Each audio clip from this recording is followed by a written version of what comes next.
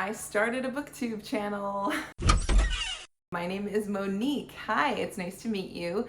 Welcome to the Millennial Book Junkie, where I have a dedicated channel where I talk all about books. I'm so excited to be joining the Booktube community. So thank you for having me. Let's talk about why I started this channel. So I started this channel for two reasons. One reason is fun, and the other reason is a little more deep, a little more insightful and soulful. So let's talk about the fun reason.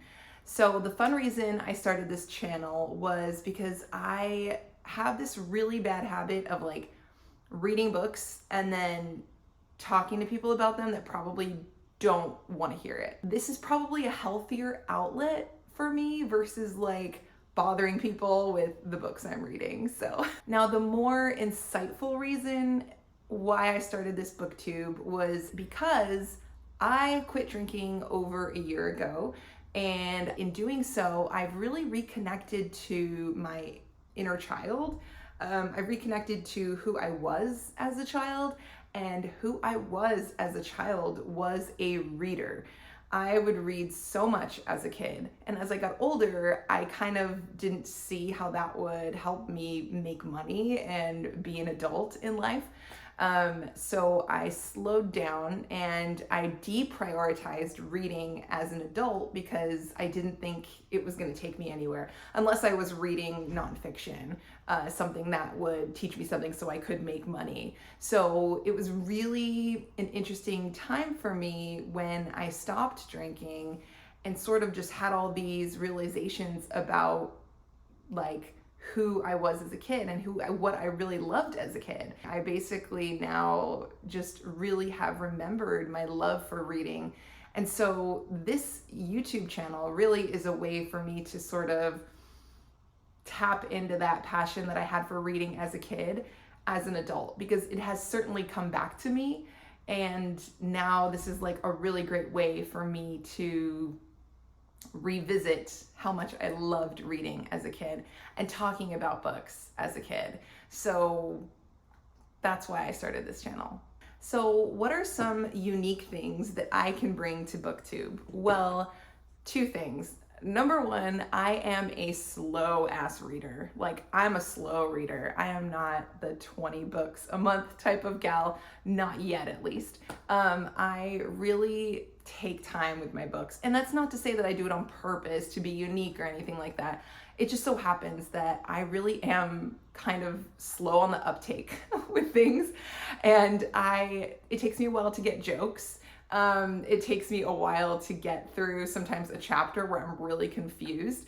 And so I feel like I'm always just slowly trying to understand what is going on. And in that sense, I can be a really slow reader. I don't know why, I just am. And obviously I think that the more time that I spend talking about books and reading, that will go up. But I think something that unique that I can bring is this slow readerness. I'm also a little slow reading because I want to be an author. I want to write books one day, specifically thrillers. And so a lot of times I'm studying the reading just to kind of see how the plot is unfolding and see how the author wrote that plot to unfold that way and why they're using those descriptive words and why it's such a good book or why it's such a bad book. And so a lot of times I'm analyzing the writing in that regard too. So that is why sometimes I take a little bit longer than most people to read a book. The second unique thing that I can bring to this booktube community is I am an elder millennial. I was born in that year. And so you can guess my age from there. But because I'm an elder millennial, I feel like a unique viewpoint on certain things, and for people from that generation, all my millennial friends out there. And so sometimes I feel like my perspective will be infused by my millennial upbringing. So yeah, that's something I feel that is a bit unique about me. And I feel like my commentary is going to be really unique in that regard too, because I grew up in the 90s and I was born in the 80s, but I grew up mostly in the 90s from what I remember. The 80s were kind of like, I don't know, I was 5, so not too much going on there. So let's talk about genres. That's my favorite part of this whole video so far. So thrillers, horror, oh my gosh, so much horror, nonfiction, and the type of nonfiction that I do like to read is quit lit. So any books about quitting alcohol, drugs, recovery journeys, that kind of thing. Since I'm pretty fresh at having stopped drinking, I really, really, really love quit lit, and I'm super obsessed with it. So also I really like books that center around self-development, spirituality, Jesus, and religion. Some stuff, I like some religious stuff. I think it's really interesting. And so those are my genres. I won't say that I will never read any books outside of those genres, but I rarely do. But I'm really open to other genres as well. I don't really read too much romance or fantasy, but if someone says something's really good, I'm gonna read it, you know? I'm not a big fan of like feel-good books. I really like to be traumatized. I think because my life is pretty good and I like to read about horrible things happening to fictional characters and traumatizing me. So I think that's a big reason why I love those types of books. I like something that's going to keep me guessing, keep me wondering who the heck killed so-and-so, and like keeping me on the edge of my seat. Like I really like books like that. And so, but I really like reading also in general. So if someone comes along and recommends a book that's like not part of those genres, I'm most likely going to check it out. It may not be something, that genre that I read a lot, but I love reading. So yeah, those are my favorite genres. I really, really like thrillers and horror. And I think it's because the very first series that I ever loved as a kid was Goosebumps. Okay, my elder millennials out there and non-millennials can probably relate that as a kid, Goosebumps was like the staple. I can remember sitting after school, and I went to after school care for like 3 hours every day. And I remember reading Goosebumps like nonstop. I even remember one time I was at my cousin's house and I ended up also reading the Fear Street novels like later into my upbringing. And I remember reading like 2 Fear Street novels in one day. And I remember thinking that was like, wow. Like I thought I was such a weirdo because reading 2 books in one day, like who did that, you know? And those were small, you know, but I was really proud of myself, but I was like, am I weird? Of course that was as a kid.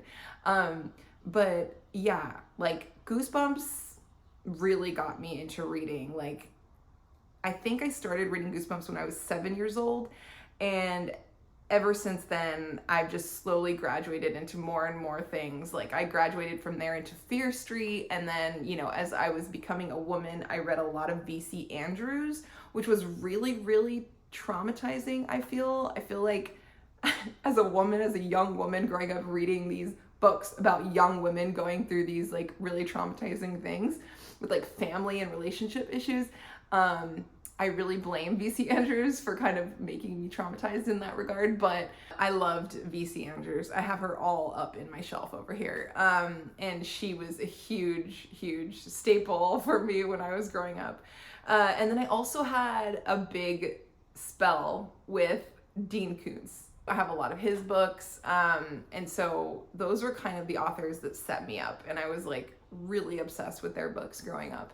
And then, like I said, as I got older, I kind of just like read whatever, whenever, and didn't really, you know, I've kind of put reading on the back burner for a while, but not anymore. So yeah, I want to say like the series that really got me into reading was Goosebumps and horror in general, because ever since I was younger, I've been watching horror movies. I distinctly remember my mom putting on The Exorcist when I was like 5 or 6 years old. I feel like she was maybe working out. I mean, this might have been the 80s. And I was just like watching it, and she was watching it while she was on the treadmill, and I was just there like watching it with her. And I just feel like I would never probably do that now, like to any kid, but she probably wouldn't either. But it was the 80s. So I kind of grew up watching horror, and every time a new horror movie came out, I was obsessed with it. So that definitely translated into the stuff that I read. And so that is predominantly what I'm going to read. I will say that I don't like too much like torture. Like I don't watch torture movies. Like Saw was like the extent of how far I would go. But like after that Hostel movie, no, that was just no thanks. I'm good. So I'm not really a big fan of torture, but I do like things that are creepy, like scary. I do like ghost stories. Oh my gosh, do you guys remember those scary stories to tell in the dark? Millennials, I'm looking at you. And they just made one of them into a movie, I think a few years ago. But yeah, I was all over that. I was all over that. Anyway, that is me. Thank you so much for having me be a part of this community. I'm really excited to share all the things I'm reading. Since I am a slow reader, I'm not necessarily going to be sharing 20 books a month that I recommend or not recommend, but I'm still going to be really excited to share some of my insights with what I'm reading because like I said, I read a book and I just want to talk about it. And so that is what I'm going to be doing. So thanks for joining the ride. And my very first video is going to talk about the books that I read in May of 2024. And I think there will be 3 of them. So I'm doing really good in terms of my pacing to keep this channel at least giving you something to watch. So stay tuned. I'm going to be posting a video about the books that I read in May and the books that I plan to read in June. So thank you so much for being here. I'm really super excited about having this whole channel be like millennial infused and also book infused. So thank you for watching.